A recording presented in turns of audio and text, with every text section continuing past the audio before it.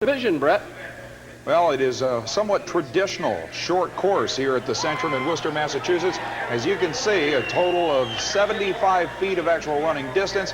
But again, with a very, very short run at a set of 5 crush cars in each lane, it's going to be mandatory that these drivers keep these things relatively low to the ground, or as we've seen before, Jerry, try to jump the entire distance from the first car to the finish line. That's right. With a short course like this, there's very little chance for margin of error. It's very true. Very, very little room to mess up in any way, shape, or form. And I should point out that this is a fairly narrow course. Now, here in qualifying, we'll be sending the machines one at a time. We never race side by side in U.S. Hobbit Association competition and qualifying. We save that for actual eliminations. The very first machine coming up is quite a stormer. In fact, Jerry, we've been following this truck since the very beginning of the year. The AM/PM Rocket with youngster Dale Boucher behind the wheel. This kid is tough. Here's the green flag.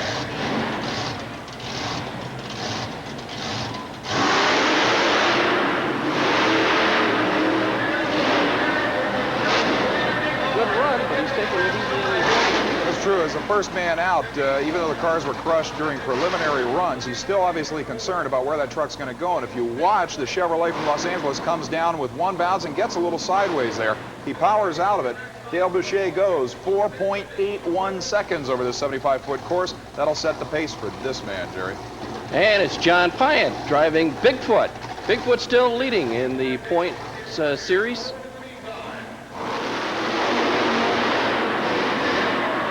Oh, and he hesitates a little bit, Brett. I'll tell you, that is a fairly rare occurrence in monster truck racing, but it looked like the car, or the truck, I should say, actually came down between 2 cars, and they spread out.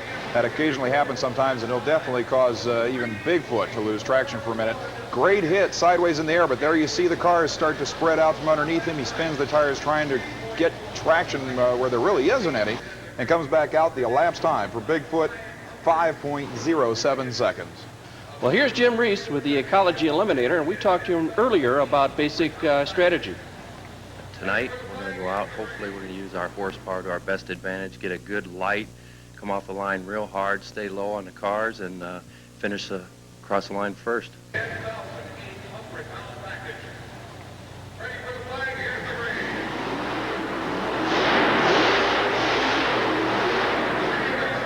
Well, Reese obviously carries through basically with his philosophy, although the starting line launch was fairly conservative. You can see that he never really nailed it off the starting line. I was actually concerned with the door opening on the last car here as he hits it. Believe it or not, that is a real 1958 Edsel we had in line tonight. Relatively rough landing, but Reese puts down a good one. 4.99 seconds. That'll put him number 2, Jerry. Well, coming up next is Taurus with Jack Willman, Granite City, Illinois, behind the controls. Taurus, of course, is Bigfoot's arch rival.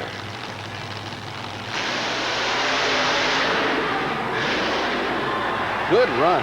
Unbelievable run. You called it right, Jerry. Taurus is the biggest threat to Bigfoot's current World Championship points lead. Look at the starting line launch. Watch Willman in the cockpit. Takes a huge hit, nearly clears all 5 cars. He lands in a nosedive, goes across the finish line at 4.62 seconds, number 1. Well, coming up next from Woodstock, Illinois, Rob Fuchs with First Blood. We talked to Rob a little earlier about some changes he's made in his truck. Well, actually, it's a whole new truck this year. The truck itself is working pretty good. That new motor, I've had a chronic head leak problem with it since the day it's been put in, and I've been fighting it all year, but so far I've actually been doing pretty good with it.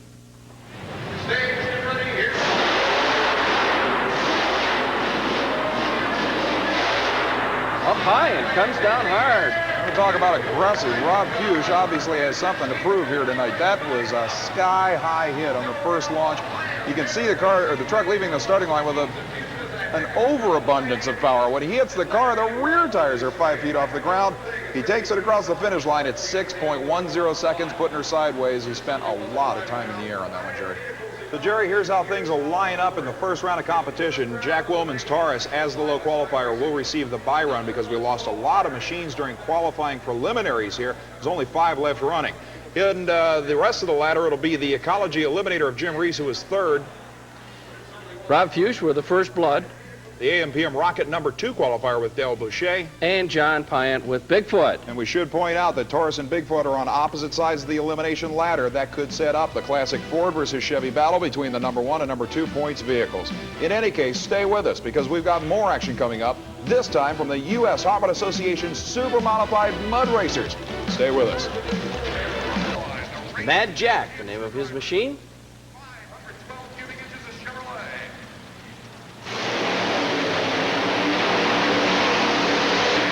Good run, but it looks like he might have had some problems. If I had to guess, I'd almost want to say that was a transmission problem. The engine RPMs were up there, but the tires weren't moving very fast. There's something going away in the drivetrain. Jerry, we should point out your favorite saying, 80 feet to start and 80 feet to stop. How does that work? Well, they've got 80 feet to start, and they have to shut down before the disqualification line, and that is a set of banners that is set at the end of the track. And if you touch those banners, you are disqualified. Melvin Brown in the Blue Max nitrous oxide injected Chevrolet powered machine from Ohio is on the starting line. It's a homemade machine. Melvin Brown doing the driving. This is a good machine. Good run. No question. Great run on the brakes. Hard. Melvin stops it in time within the 80 feet distance. Look at the tires hooking up. I'll tell you what, there is nothing wrong with the mud on this course. 2.35 seconds for Melvin as he actually got the front end airborne down there trying to stop it. Wheel speed very important coming off the starting line. All right, this is Bad Habit. Byron Tinky, he's from way out in Iowa. Little 5-window coupe, sharp-looking machine. Wow, he means business. On the brakes, he stops it in time. The brakes working very well on that machine. Look at the starting line launch and look at the elapsed time, 1.99 seconds. Only the third machine through this pit. You can see the machine stops just about 6 or 7 feet from that disqualification line.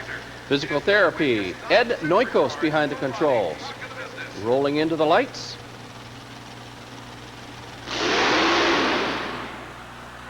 A lot of horsepower being poured toward those drivetrains. You could see Ed literally looking behind him in the cockpit to see what the problem was. It was apparently a rear end.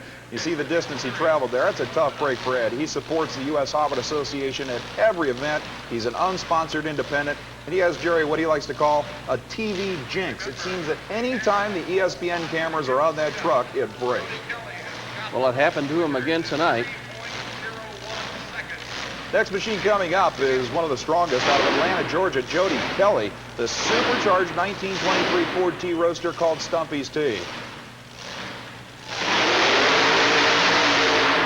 Hold it, and he gets it stopped. You can just see the release of pressure off those drivers when they realize they're not going to go out of bounds down there in the shutdown area.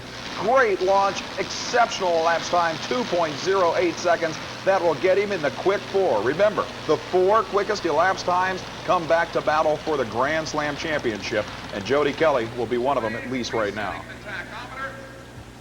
Next racer pulling to the line is Risky Business. Greg Haskin doing the driving.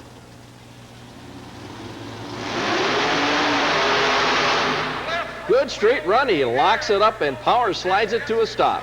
This nitrous oxide injected big block Chevrolet machine is plenty strong. Haskin, a Vermont racer, got plenty of traction here. The elapsed time, 2.43 seconds, just misses qualifying for the quick 4, Jerry.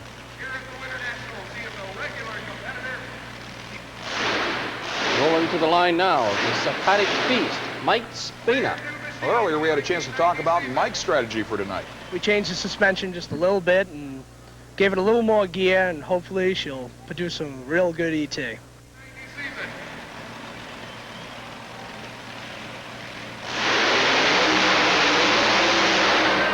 Oh, a good run, and he slides to a stop.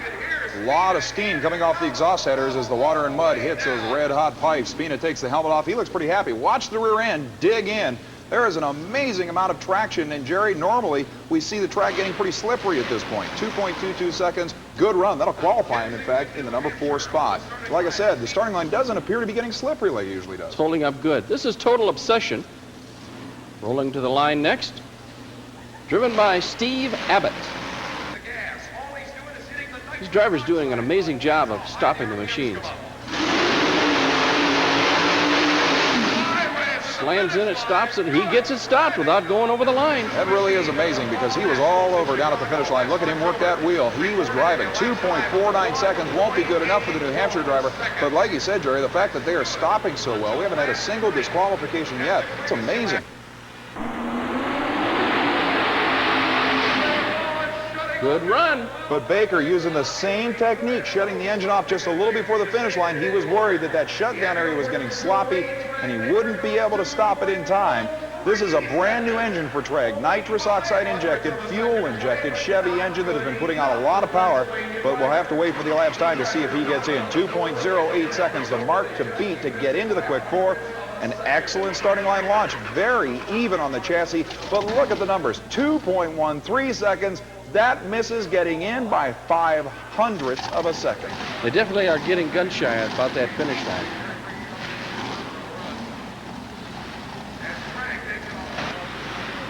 Rolling to the line next, Hellfire, Pat Riley doing the driving. Now listen to the RPMs of this engine when it goes down the track. It's got a distinctive sound. Whoa, could you hear that? That is a supercharged small block Chevrolet, an honest 10,000 RPM for the old Hellfire machine, originally campaigned by Jose Souza from New England. Riley bought it, put a blown small block in it. He's driving in there. 2.38 seconds, though, won't be good enough to qualify. That means still, Jerry, that at this point, the bump spot for the Grand Slam Quick Four is one of the quickest ever, but here's a guy that could get in. Rear engine dragster, red heat, Melvin Brown doing the driving. Tree comes down. And he makes it through all right, bumps to a stop. I'll tell you what, Melvin Brown took a beating in the cockpit of that thing when it started bucking in the shutdown area. Event director Bob Dwyer asking him if he's seeing double. The machine leaves the starting line, but watch, the front end falls into ruts right there. And at that point, he's literally plowing the nose over the peak of that rut. Still an exceptional lapse time, 2:16. Look at him in the cockpit of this thing being slammed around. He misses making the field by 0.08 of a second. And you got to remember, that's one of the quickest cars in the sport. So this is the way it ends up for the Grand Slam shootout. Byron Tinkey's Iowa-based supercharged Bad Habit, a 1.99 second run. Jim Weber, the national lapse time record holder in the American-made supercharged Chevy 205, the quickest Ford in the business right now. The Ward family's Mystic Warrior at 205, and Jody Kelly and the Stumpy's T Roadster at 208. That is a field, Jerry. Well, we've got lots more action coming up, so stay with us as we go into the monster truck first round. Well, as we get ready for the first round of monster trucks, the big purple Chevrolet out of Granite City, Illinois of Jack Wellman Torres will receive a bye-run, a solo effort here into the second round of competition due to the odd number of vehicles in this battle. But, Jerry, this man has a lot of work cut out for him if he expects to change the World Points Championship. Oh, and the competition is going to be great here tonight. The monster machines are ready to rock and roar. We should point out that with 5 vehicles in this round of competition, the quickest, as far as the elapsed time is concerned, loser of this round will still get a chance to advance into the second round of competition. That will give us 4 vehicles in the semis and give our crowd a full show. But Willman is going to check out the track here. Look at the intense look on his face. Wow! Came down hard. I'll tell you, it was a pretty interesting situation where he took a nosedive into the last car. Willman has the power, if he so desired, to actually hit that first car and jump the entire course. Now, if there had been somebody in the other lane, I'm sure he would have been a little bit more aggressive. A somewhat conservative launch, but watch where this thing lands, right in the last car. Still smooth in the cockpit, but like I said, you can bet if somebody's in the other lane, he'll be more aggressive, Jerry. Oh, he's going to be ready for the next round.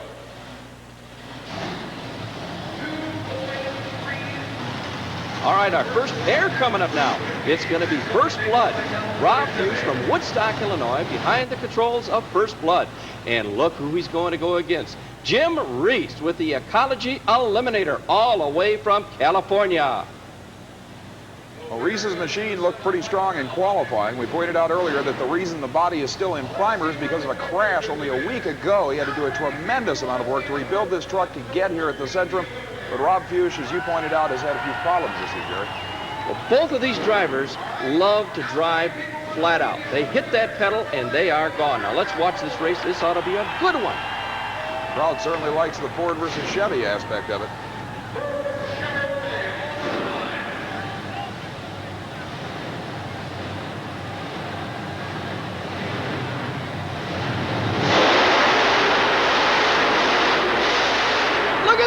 Wow! A come from behind win, and that's something you never see on a short course, Jerry. That is brute power that won that for Jim Reese in the Ecology Eliminator. I'll tell you what, Conservative had nothing to do with this particular run. Lots of air, but watch this landing. Look at Reese in the cockpit getting thrown all over the place while trying to keep the truck straight. He locks up the brakes. I'll tell you, though, he came around a huge hole shot by Fuchs. Let's look at it again.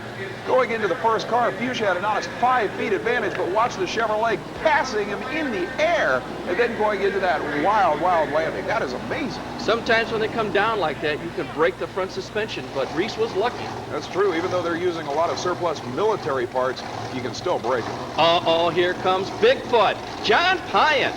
The St. Louis Big Blue Ford truck is ready to do battle. And going up against him will be none other than the AM/PM rocket, again from California, Dale Boucher. Boucher looked real strong in qualifying, considering the fact that he's relatively new to the National Event Tour, and he is touring on a full scale. He's going to a lot of cities. But, of course, John Payant knows that with Taurus in the next round, he's got to at least keep pace with the purple Chevrolet to keep the points lead. It's going to be a lot of pressure on Payant. Well, for those of you that are at home that follow our ESPN shows, Dale Boucher and Jim Reese are definitely two drivers to keep your eye on in 1991. It's very true. They've got the work cut out for him, especially Boucher here. Get ready. Bigfoot wins this race. Oh, it's close. Who won, Brett? I have no idea who won that one. That was as close as you could possibly get, and I don't even think either driver has an idea of who won. Now, Boucher came from behind. It was John Payant getting the hole shot. He used the Jim Reese technique of a lot of power in the air and came right up with Bigfoot at the end. We'll have to take a look from a side shot again to see exactly who did win this one. All right, the hole shot goes to Payant. The finish line is about 3 feet from the end of the last car. Watch Boucher coming through the air. Boucher just gets him by a matter of inches, Jerry. That's right. The official journalists gave us the word that the AM/PM rocket is the winner. Man, that's got to make John Payant feel low, especially when he knew he had to keep pace with Taurus to keep that World Championship points lead. Boucher, on the other hand, scores one of the biggest possible upsets. And believe me, Jerry, it looks like that kind of action is going to be here all night long.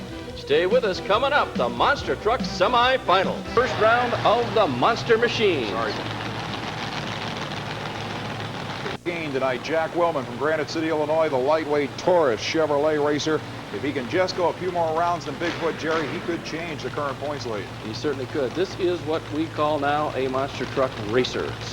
Tube chassis, super suspension, easier on the driver, and he'll be going against Jim Reese, the Ecology Eliminator. Reese's machine, as we pointed out, still in primer paint because of a crash just a week ago that nearly destroyed the machine. It's a miracle Reese is even here tonight, Jerry. Very tough on these drivers. You watch real close, especially when they get toward the finish line.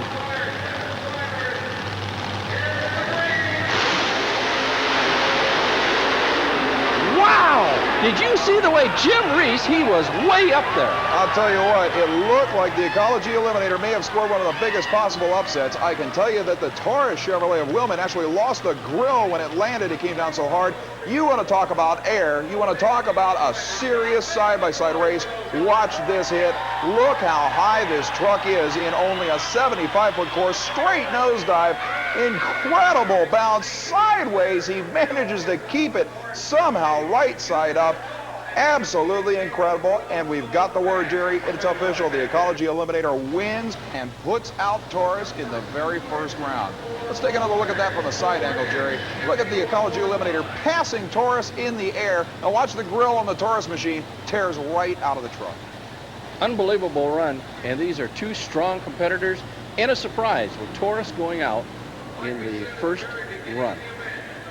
Now, at this point, Jack Willman knows he did what he had to do in trying to beat the Ecology Eliminator. He did not do it, and that sets the stage for a chance for Bigfoot to extend the points lead.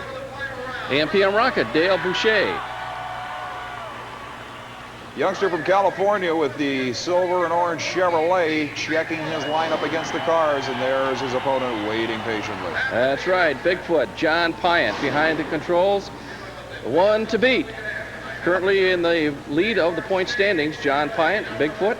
He knows he's against a new, relatively inexperienced competitor. He knows he can extend his points lead. The Bigfoot team's got to be feeling pretty confident.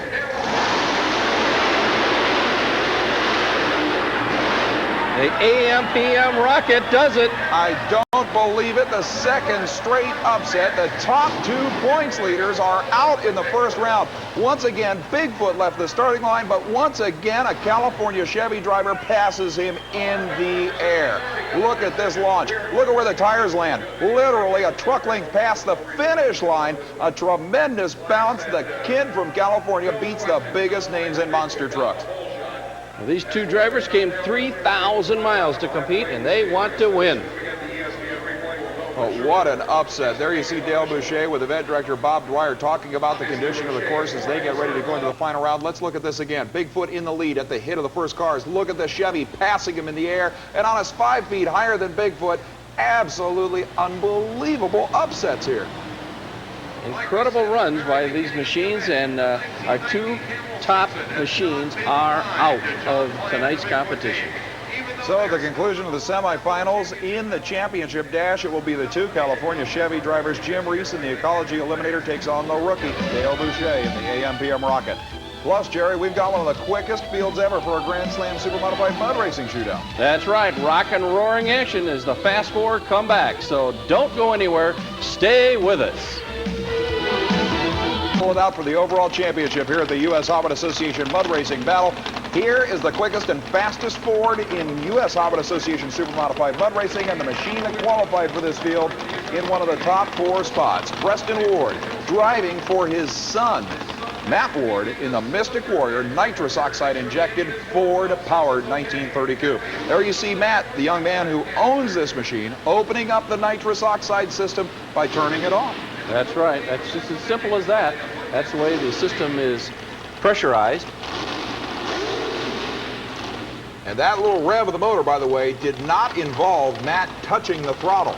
That is simply him hitting the nitrous oxide button. That extra oxygen sends the RPM soaring. That's the power they get from that additive.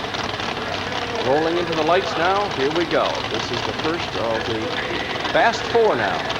Quickest elapsed time in this round between 4 machines will win the overall championship. Staging up into the electronic photocells.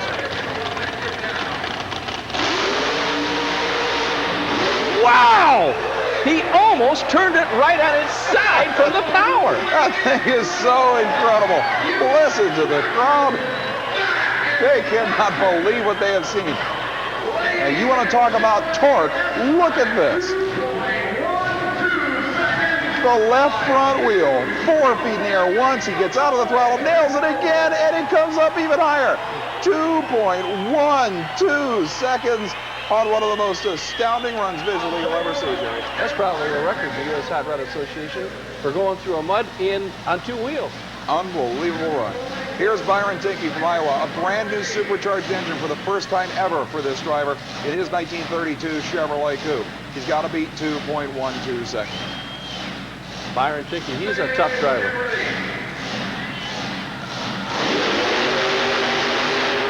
Good run, and he gets it stopped.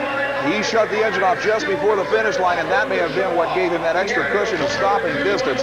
He leaves the starting line again with very little tire spin, blowing the mud off the tires, cleaning out those grooves. Look at the ET, 1.97 seconds. Byron Tinkey takes over the lead. He's looking at his first ever U.S. Hobbit Association win with that kind of number. Oh, he'd love it too.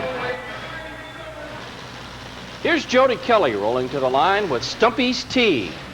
Kelly put down a heck of a run during qualifying at 2.08. Unfortunately, that was the 4th fastest run of this Quick 4 program.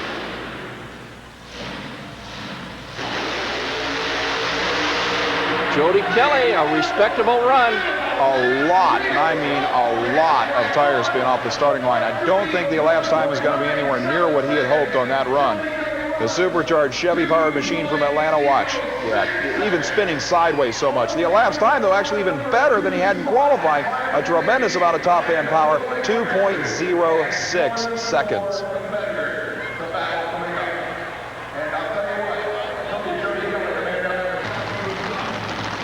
All right, our final competitor coming up. This will be the last chance for everybody to catch our leader, Jim Weber, with American Made.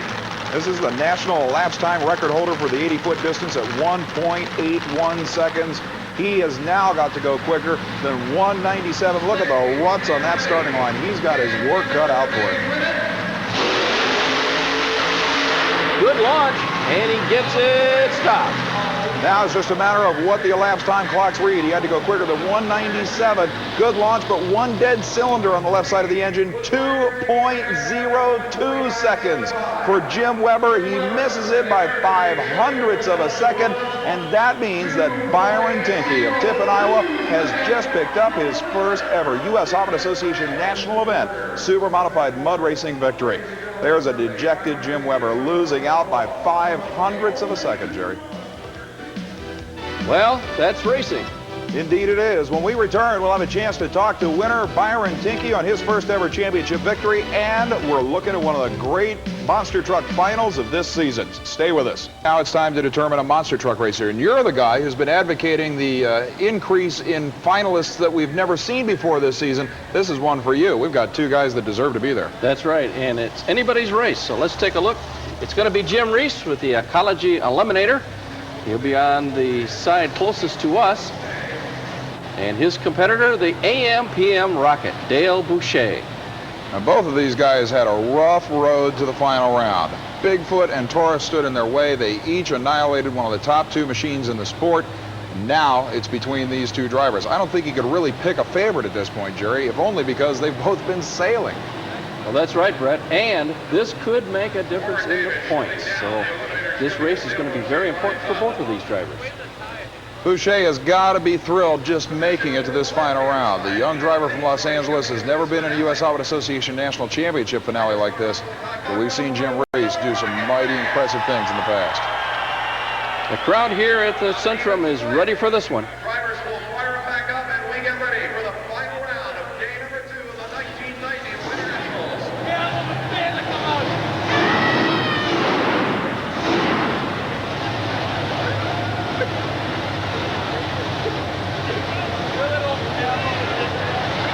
Lined up, checking the drivers, the final. And it's the AM/PM Rocket, Dale Boucher. The kid comes through against one of the toughest machines in the business, and he is obviously elated, getting out of the cockpit, stepping onto the tires, and saluting the crowd, I'm sure. What a job in a tough, tough final round. It looked like Reese left the starting line first again. We have seen a situation in 3 different races where the driver came from behind to win, even on a 75-foot course. Sideways airborne launch, coming down hard, but still under control. Dale Boucher did one heck of a job. He surely did, and the crowd has loved this one. Crowd has really been into this event, and rightfully so, the incredibly close monster truck racing we've seen. Here we see Jim Reese in the Ecology Eliminator. He was an honest 4 or 5 feet ahead. Look at the rocket pass him in the air. We've seen that happen so many times tonight. But indeed, the kid comes through with a come-from-behind charge to knock off Jim Reese. And again, Jerry, I want to point out that Jim Reese came back from a crash only 1 week earlier. It was amazing that he was here, let alone in the final round. It's been a great night of racing. Wildest U.S.HRA Association mud racing and monster truck events we have seen in quite some time, Jerry Devine. We've got new winners everywhere here tonight. We had a great event tonight, and these drivers are getting a little bit better each and every week. Now, you were the guy at the very beginning of the 1990 season that insisted that we were going to see more new faces in the winner's circle throughout the year. To what do you attest these victories tonight? Well, that's exactly what's happening. These drivers that in January were what you might call also runs are now getting into the winner's circle, and they're starting to knock off some of these big names. In a big way. If nothing else, they're certainly learning from those big names. Down on the floor right now, we've got our winners. I believe first man up is Byron Tinkey, who took his first ever national event win tonight. Byron, you had to be a little bit worried about the course tonight. Well, I wasn't really worried about the track too much, but I was more worried I broke my shifter cable and we couldn't shift the car, so we had to just run one gear. You've had problems with parts this year. Yeah, we've been breaking things, seems like, from day one. Every time we turn around, we break something else, but we got it all back together, and we come back out, and we still won, so we're there, I guess. Well, congratulations. Great job tonight. All right, thanks a lot. And in the monster truck division, here's Dale Boucher. Dale, this has got to be your best win ever.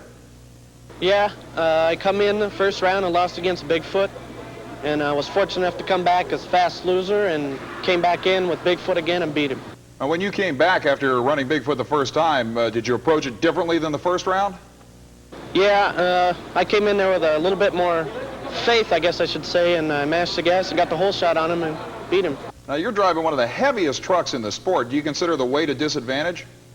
Well, it's a disadvantage due to I'm only running a gas motor, and most of these light trucks are running alcohol, which are a lot faster, and with the loose dirt on the starting line, it's kind of hard to get the truck going, but it hooked up tonight. Now, with Bigfoot and Taurus both going out early, you have to be looking at this as an open door to win the World's Points Championship. Well, with my sponsors, AM, PM, Goodyear, Warren, and Rancho, we got a good truck, and I want to start beating some of these alcohol motors and show them the gas can do it. I'm sure you can. Congratulations.